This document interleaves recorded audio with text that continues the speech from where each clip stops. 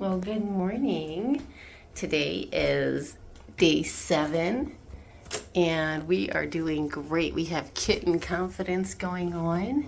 Oh my, oh goodness. And they're energetic, they're happy, they're interested in eating. And what a big turnaround we have, 7 days. Wow. Whole other kittens. I mean, they're still very, very small in proportion to just generally how big they are when I get kittens. I like them a little bit bigger than this, but as you guys know, I had to have them a little earlier due to, situations with their mom. So yeah, here we are. They're looking great this morning. They look wonderful. 7 days we turned these guys around. Now we just gotta socialize them. Yeah, look at all you guys, you're monsters. I love it. Doing fantastic, getting into trouble, acting like kittens. Yeah, kitten confidence. Look at you, Mr. Man. Doing great. Very proud of what I'm seeing right now. This makes me really happy. Okay.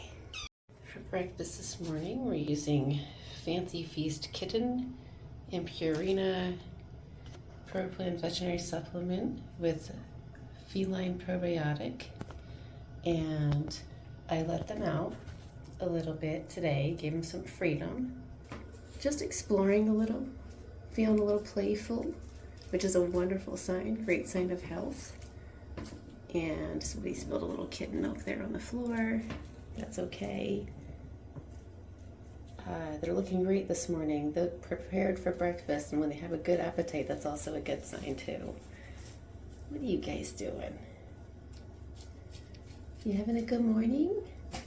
Yeah, this is wonderful. Good stuff right here. Okay, so what I have here is basically what I call like a kitten stew. I have the probiotic right here. I added a little water to the Fancy Feast wet food, and you can see like the texture is nice and soft because they're very small, and you want them, sometimes they still attempt to suckle when they're doing their feedings because they're very young. So it's important to make sure it's something easily digestible and that breaks down in their mouth. And this is just about the right consistency, almost like pudding. And that's a kind of a big deal because when you have baby kittens, you don't want to do anything to risk them not eating or getting calories, which is absolutely essential. And okay, let's see if we can get this down here without me making a mess. Hello, beautiful. Good morning, sunshine. We have baby number 1. Over here, sweetie. Baby number 2. Let's see. Come here, sweetheart. And sometimes they're just too busy playing, so you gotta just kind of show them where breakfast is or dinner. But this is wonderful. The probiotic is in there, and everyone has a pretty healthy appetite right now. This is first thing in the morning. I don't let them go too long without eating. And this is all looking wonderful. There we go. Oh yeah, that's good stuff. And last night I introduced them to a little bit of dry food as well. I have Purina kitten chow, just the yellow bag. And what I do is I water it down and I wait till it's nice and soft and squishy, which sounds pretty gross, but it is what it is because they're babies. And when I squish it down, I believe that Purina kitten chow also helps harden up their stools. So it's good stuff overall. Anytime they can get extra calories is always a good thing. Kittens need that to thrive. It keeps them healthy, it keeps their energy up, and they become more playful. And then after they play for a little while, they typically take a nap, which is normal. Hi, sweetheart. Good morning. Yeah, I think they're doing just fine. But I will show you how I prepare the Purina kitten chow as well, just for those who are new to fostering baby kittens. Okay, so this is the Purina kitten chow that I like to use. Sometimes I can put this in a sandwich bag and squish it up real good to make it nice and small for kittens that are just starting with it. Or you can add just a little bit of water to it and then mix it around and wait for it to turn a lighter color. And after it turns a lighter color, you'll know that it's soft enough for them to eat, or it'll be nice and squishy. So that's what I do when I'm starting these guys on hard food. And it also helps with them going to the bathroom if they have a lot of diarrhea too. That's something I've just personally learned from doing a lot of fostering. Okay, so this is day 7's update.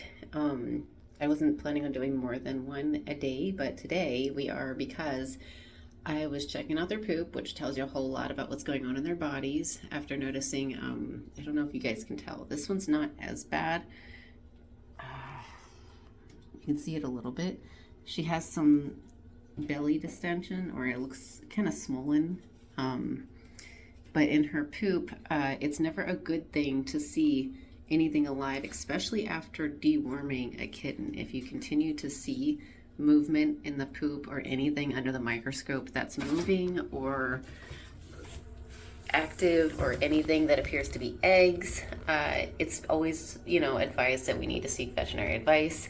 And in this case, we did send a sample off to a doctor, and we're gonna wait and see what that says. But I pretty much already know, just based on what I was seeing, that I believe they have tapeworms, which is not treatable with the type of dewormer we used. And I will be showing some video on what I observed very shortly. Sometimes these things just kind of happen. Believe it or not, this is actually my first batch that's had tapeworms, I believe. I've dealt with a lot of kittens that have had roundworm, fleas, ear mites, all kinds of stuff. But this is my first time, I think, with tapeworms. So I'm going to be showing you videos of the parasites, or worms, live in their poop, and this is your warning. The video is coming up next. So if you were kind of easily grossed out by seeing worms, I do recommend you skip over this part of the video. It might not be for you. It might make you queasy or kind of freak people out. They don't like seeing that stuff. So I'm gonna show this video in 3, 2, 1.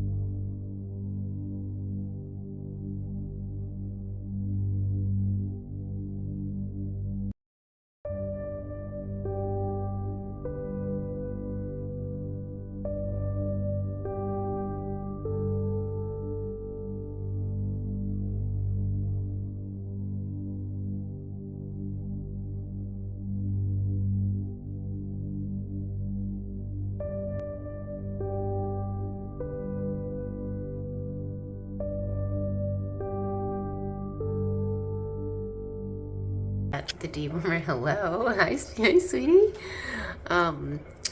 Was not enough. We used parental promote to deworm them, and I realized there's still live worms, as you see in the previous video. There's a lot of activity. What on earth are you doing, mister? There's a lot of activity because the type of worms that we deworm them for, I guess, was not covered by parental promote. And so we have to get to the bottom of that and fix that immediately. That can still lead to anemia.